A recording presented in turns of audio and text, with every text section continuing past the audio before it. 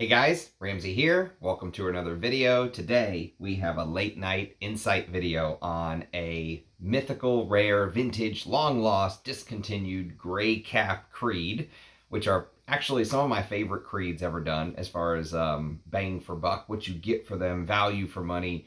The old gray cap creeds were fantastic, and they are referred to as gray cap creeds because they literally have a gray cap. Da, da, da, da. And so I've reviewed many of these on the channel, actually. I've made it almost a little bit of a mission. I'm on a quest from God to review gray cap creeds, I'll tell you that. They're all discontinued. And one of the reasons is that the old gray cap creeds were all eau de toilette concentrations, which Creed no longer does any eau de toilette concentrations. Everything Creed does now is eau de parfum. And so I really think that while all these other reviewers are out there rushing to get their first video out of the new Centaurus or Delphinus or whatever fragrance of the week that Kering is forcing onto the Creed brand, I don't know if I've ever seen a house just self-destruct with releases like Creed is doing right now. They are just pumping them out one after the other after the other. And of course, they're all $450. So quick, buy one now. Don't let future regret play a role. And so I'm kind of slowly knocking out these older videos while everyone else is rushing to talk about the new shite. And not that I wouldn't mind smelling the new Centaurus or Delphinus, but let's just say my expectations are very tempered. But I've reviewed so far a couple of these. I've reviewed, this particular one is Zesty Mandarin Pamplemousse. I've also reviewed Acier Aluminum, which is one of my all-time favorites, and I can't wait to wear this in the cold. That's really, really good. I've reviewed Royal English Leather, which I don't have a cap on, but this is a gray cap creed, and probably my favorite personal gray cap, if you're asking my opinion. I recently reviewed, within the last couple months, a fragrance called Acier, which was probably my least favorite gray cap creed. And now we are moving on to Orange Spice. And I don't have a bottle, I have a decant. This is actually a decant from the great Mood Acier from Base Notes. So Mood Acier, wherever you are, I hope you're doing well, my brother. And I got a 10 ml decant from him probably 4 years ago, if I had to guess. And I've probably worn about half of this. So you can see I put a pretty good dent in this 10 ml decant. Probably worn it 4 or 5 times as my scent of the day. Wore it yesterday as my scent of the day. Wore it today as my scent of the day. So again, this is not going to be... Oh, I did a fresh spray about half an hour ago, by the way. But I do have like an 8-hour dry down here. And so this is not going to be a long video because there is a very simple way to describe Orange Spice, and it doesn't take a professional nose or expert to kind of sniff it out. So really all it takes is somebody with some cursory understanding of fragrance history. That's the main thing. And so if you can imagine, this fragrance is basically a Creed style, a more professional style of Kouros. I mean, that's it. I mean, imagine the name Orange Spice and try to imagine how Creed would create that around a Kouros-based DNA. And that's it. It's basically Kouros with a little bit of that animalis note turned down. So not as much of that civet, pissy, urinal-like smell. And in the top, there's something that smells exactly like how you would expect Orange Spice to smell. So the Kouros style sort of creation doesn't feel as sour. The fragrance doesn't feel as primal. There's actually something, at least to my nose, very professional about this fragrance. And it feels like that Kouros DNA has kind of taken like the baseline and they've added this orange twist to the fragrance, basically. Okay, so this orange spice twist was added. And of course, the Creed DNA is in there. So you get the ambergris in the base or salty ambroxan, depending on who you ask. And they've amped up the citruses in the top, which of course, you know, that is sort of Creed's calling card, if you will. Historically, Creed has done one thing better than everyone else, and that is their use of fresh notes and citrus notes, quite frankly, are second to none. I mean, that's something that they do amazingly well. It's one of the reasons why I would say many people, when they first get into niche, go to Creed early on because they're very easy to wear, they're very fresh, they're very likable, they're not very challenging. This one has some challenging aspects to it, but again, it's long discontinued. And that citrusy freshness that's there, it's kind of overshadowed by that Kouros DNA, if you will. which I think was probably kind of the point at the time, because in the early 80s, Kouros was all the craze, you know? Everyone who was anyone wanted to be wearing Kouros and Antaeus and all these big hitters, right? So it's funny because I wore this to the office yesterday, as I said, as my scent of the day, and one of my coworkers, early on, like within the first hour, so I had applied it very recently, and he was standing next to me, and he goes, "Do you smell something sour?" And I was like, "Is it this?" And he was like, "Yep, that's it." So if you can imagine, there's still a little, there's still some claws here. They haven't completely declawed this Kouros DNA. Now, if you can also imagine, there is sort of this autumnal feel to the fragrance. It smells like, if you could imagine, you take that Kouros DNA, and I can't describe it any other way than the Kouros DNA, and add this orange spiced, like cider like smell to it, with things like star anise and cinnamons and cloves, and hints of like pumpkin and apple cider drink, feeling. Um, and just imagine this orange spice feel, built with the Creed beautiful citruses that are in here, and then of course that Kouros type DNA. That is Creed's orange spice. Like I said, not a very complex fragrance to describe, but that is the twist according to my nose. Now, along of course with the Kouros DNA and the amped up citrus blend, you get that traditional orange spice. What orange spice is, I guess, determines on how they built it. I don't really know exactly the underlying. I can tell you the note listings according to Fragrantica and Parfumo. Fragrantica has orange and bergamot in the top, with neroli in the mid, and spices and ambergris in the base. Very simple note listing. Parfumo has bergamot and mandarin orange in the top, with orange and clove in the mid, so they leave out the neroli, although I do think neroli probably does play a role here. I think it has something to do with the soapy freshness, and a base of ambergris, musk, and tonka bean. Either way, you get the idea. The old school sort of Creed ambergris type DNA in the base. And, the point of these videos really for me is to describe, in my opinion, maybe a very hard fragrance for some folks to get their nose on. Even 1 to 2 mils of this can be exorbitantly expensive. People think they're sitting on some sort of a gold mine. Like they're going to retire off of their bottle of orange spice. So, these videos are kind of just meant to give you some educational background on the scent, and, talk a little bit about kind of the DNA and how it evolves and stuff like that. But this one has a little bit of a special twist because, yes, the scent is very interesting, although I feel like I mostly just described it to you right there. There's really not much else to discuss, maybe little bits and pieces here and there, but the most interesting part of this fragrance to me is the backstory. The backstory is absolutely phenomenal. It is outrageous, as my brother Rich Mitch would say. So, the backstory, and you can't talk about these old Creeds without talking about the backstory in the blurb. Now, if you listen to the Creed marketing, which the Ghost Perfumer book from Gabe Oppenheim gave us a very good idea of just how credible Creed's backstories and blurbs were from the past. But the backstory here is that this fragrance, Orange Spice, was created in 1949 to 1950 by James Henry Creed. Okay, now I'm going to speak on something that is part my opinion. Okay, so many of the things I'm going to say are allegedly my opinion. And some of them are quoted from a couple books and a few places. Like, for example, there was a very interesting interview from Gabe Oppenheim, who wrote the Ghost Perfumer book. If you have not read it and you are into fragrance, I would urge you to check that book out. It's amazing. And it reads like a mystery, like what is Olivier Creed going to do next? You're turning the page going, the shyster, what's he going to do next?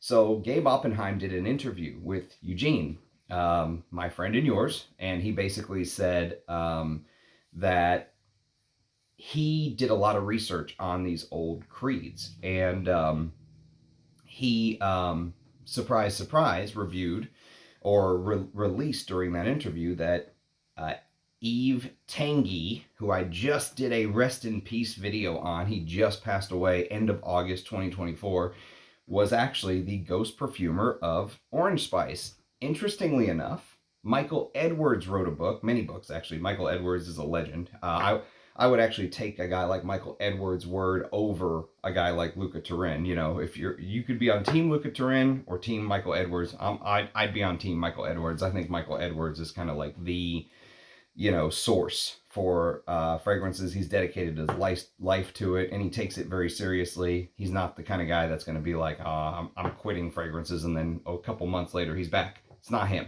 So in Michael Edwards's book, he lists Yves Tanguy as the perfumer of record for Orange Spice. So just keep in mind, this is not my personal opinion. These are two people who have researched these fragrances heavy. Now, I can't say that is a fact set in stone. You know, Michael Edwards dedicated his life to it. Gabe Oppenheim dedicated a lot of time researching creeds, talking to sources. So the fact they both are listing Yves Tanguy as the perfumer, I just wish I would have known that when I did my rest in peace video on the guy just a week ago or whatever it was. I would have included this as one of his creations, but I had no idea at the time. I'm gonna kind of posthumously put that back in. I'm gonna go with an asterisk and add this to his rest in peace video. I am sad it got left out, actually.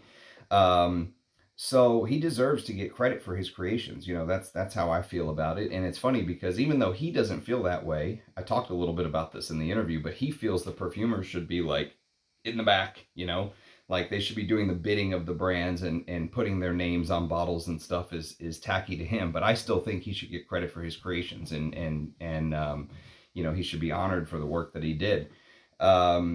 I would go so far as to even say that in 2024, Creed should go back and give these perfumers credit. Now that, you know, we know what we know. Kering is the owner. You know, BlackRock, I feel like, tried to kind of walk that line.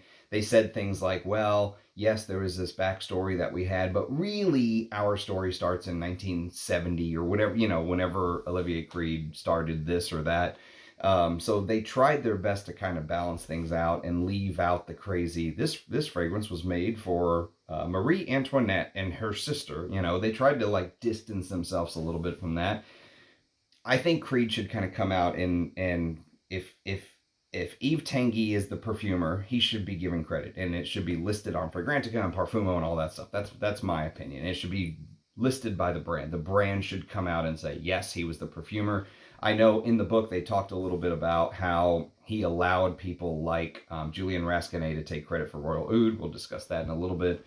You know, and so some perfumers have been giving credit, but I feel like more should be given credit. So now, there is a second part of this saga that I think just makes this so interesting. And I think you could almost make a movie out of the history of Creed and how Olivier Creed managed to kind of put all these pieces together, because no matter what you think of the guy, he has an amazing eye for talent, and he knows his stuff in a way. You know, and I think what I find most fascinating is that any frag head who kind of is worth their weight in, you know, with their nose, any frag head worth their weight would instantly make the Kouros connection if they smelled Orange Spice. Instantly, okay? It's so blatantly there that unless you just have not been doing your due diligence and you've never smelled Kouros, you wouldn't make the connection, you know? Anyone who has smelled Kouros, or I would even say not just Kouros, not just the OG Kouros, but even if you've smelled some of their flankers, which there was like a rash of flankers that got issued, and I've only smelled a couple of them. I've smelled, and I own Eau de Sport, thanks to my good friend Anuj at Enchanté Perfumes. And Angie sent me this bottle of Kouros Fraîcheur, which I actually really enjoy. It's like a pineapple Kouros with pineapple. And, you know, but it has that Kouros DNA. You know, they've softened it up a little bit. The animalis is brought down a little bit in some of these sport flankers, I believe. And there's a bunch of them out there I've never smelled. Kouros Tattoo and all these different, you know, flankers out there. But if you've smelled Kouros, it is a very distinct smell, extremely distinct. But in typical Creed fashion, they come and say, we created Orange Spice, let's say 30 years before Kouros came out. Now, I don't know about you, but I have never smelled a fragrance that smells like Kouros, ever. You know, that came before Kouros, personally. I think that Pierre Bourdon created a masterpiece. I think this is Pierre Bourdon's masterpiece, personally, if you're asking my 2 cents on it. And so what also makes it so fascinating is that Pierre Bourdon, the man, is also like Mr. Creed to me, to my way of thinking, because you think about the fact that it was actually Pierre Bourdon who put Creed on the map, as far as, this is my humble opinion, okay, by creating things like Green Irish Tweed in 1985. That really put Creed on the map. That's where the Wall Street guys in the mid-'80s were going to France to buy bottles of Green Irish Tweed. You know, it became kind of a thing in the mid-'80s. And both of his pupils, both of Pierre Bourdon's pupils, who God knows how many creeds Pierre Bourdon actually created. You know, I think he created things like Millésime Impérial and Arolfa and, you know, Silver Mountain Water. And I mean, the list goes on of all the creeds I think he created, but officially the brand doesn't necessarily give him credit for it. But what is so interesting about this whole story is that it was Pierre Bourdon who created Kouros. His pupils, Jean-Christophe Hérault, ended up using pineapple so successfully in Aventus. And if you really want a rabbit hole to go down, go look at all of the fragrances in the last decade before, 20 years before Aventus came out. That Pierre Bourdon was playing with this pineapple top note. He did it over and over. I mean, just off the top of my head, I could name Francesco Smalto's Full Choke. I could name Canali Men and some stupid flanker they had. I think it was called Prestige or something. There is Yop Night Flight. There's Parfums Gray Cabaret Homme, and the list goes on and on and on of these pineapple top notes that Pierre Bourdon was playing with. So his pupil, Jean-Christophe Hérault, uses pineapple in Aventus, and it becomes like this huge sensation, you know, the best-selling creed by a million miles, you know. I think I read somewhere that Aventus makes up like 75% of Creed sales, or maybe even more. It's crazy how much Aventus was like a sensation, an icon, right? And he's a pupil of Pierre Bourdon, number one. Number two pupil is Julien Rascanet. And Julien Rascanet made Royal Oud in 2011, one of my most worn creeds. I absolutely love Royal Oud. I think 2010 and 2011 were like the big years for Creed in my personal opinion, okay? 1 year after Aventus, and Royal Oud is just fantastic stuff. And as I've said, many people who sort of know this hidden backstory would smell this, see it's a creed, right? They would smell orange spice, they would see it's a creed, and they would make the Kouros connection, and they would instantly go, Pierre Bourdon. This has to be a Pierre Bourdon, right? How could this be anything other than a Pierre Bourdon? Because it smells like a Pierre Bourdon. Pierre Bourdon was the man who kind of put Creed on the map, the people who know this backstory, right? And Pierre Bourdon did something very similar. I'm going to reach back and grab a fragrance really quick. He did something very similar when it came to Original Santal. This is actually my second 75 ml bottle of Original Santal. I love wearing this in the cold. Believe it or not, I do. Yes, it's sweet. Yes, it's all this stuff, but it hits for me. I love it. And this came out in 2005. And the reason I'm bringing this up is he created a fragrance in 2003 for the House of Mont Blanc called Individual. Well, this smells very similar to Individual, and with a little bit of Yop Homme, which Pierre Bourdon also worked on with Michel Almirac in the late 80s, 1989. So it would only make sense that you would think, okay, there are some fragrances that Creed released that obviously have a Pierre Bourdon connection to them. So the Pierre Bourdon connection to Kouros must be there, right? Wrong. That's where it's like, what in the world is going on?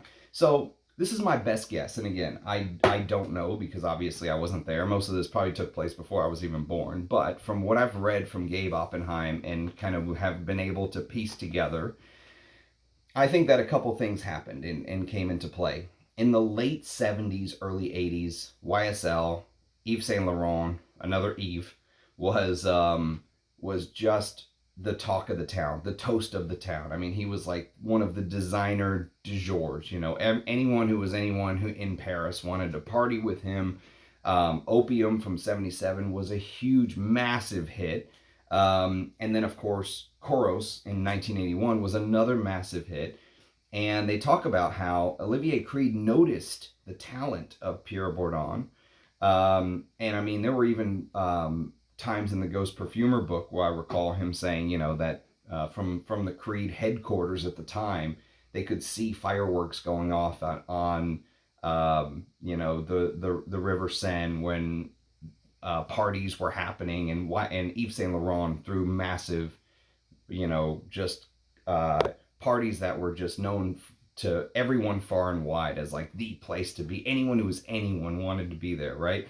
So it took some time for Olivier Creed, I think, to kind of get his hooks into Pierre Bourdon, is my guess, right? He couldn't get his hooks in him right away. It took some time to kind of work everything out.